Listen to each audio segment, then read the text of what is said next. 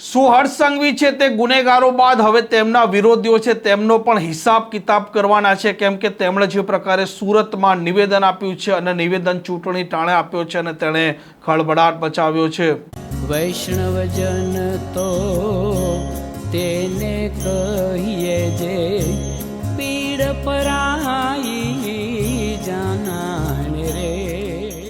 નમસ્કાર, આપ જોઈ રહ્યા છો નવજીવન ન્યૂઝ અને હું છું આપની સાથે તોફિક ગાચી। ગૃહમંત્રી હર્ષ સંઘવી અવારનવાર ગુનેગારોને લઈને નિવેદન આપતા હોય છે અને ત્યાં સુધી કહેતા હોય છે કે આ ગુનેગારો છે તેમને ગુજરાતની પોલીસ એવી તેમની હાલત કરે છે કે 4 મહિના સુધી પણ તે ચાલવાની હાલતમાં નથી હોતા અને તેમણે ફરી વખત ચૂંટણીના ટાણે એક નિવેદન આપ્યું છે અને તે નિવેદને પણ ખળભળાટ મચાવ્યો છે, જેમાં તે ચૂંટણીને લઈને કહી રહ્યા છે કે એવા કેટલાય લોકો છે જે સવારે વહેલા ઉઠે છે અને રોજ 100 થી 150 વખત તેમનું નામ લે છે, ત્યારે તેના આધારે તેની રાજનીતિ ચાલતી હોય છે। પરંતુ તેમણે કહ્યું છે કે દરેકનો તે હિસાબ કિતાબ કરવાના છે અને ગુનેગારો બાદ તેમને પણ સીધા કરવાના છે। કદાચ રાજનીતિમાં ટીકા ટિપ્પણીઓ થતી હશે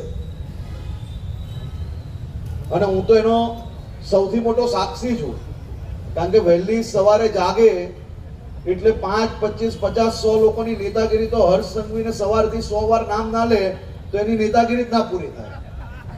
પણ મેં નક્કી કરેલું કે એક એકને સીધા કરીને રહીશ।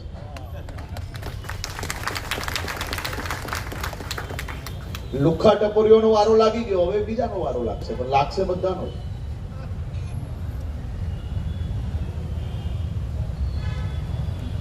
કોંગ્રેસને તો ના જાણે કોઈ બી રાજ્યની અંદર ચૂંટણી હોય તો ગુજરાત અને ગુજરાતના નાગરિકો માટે બેફામ લવારા કરવા, બેફામ બદનામી કરવી આ જાણે કે કોંગ્રેસની સ્ટાઇલ થઈ ગઈ।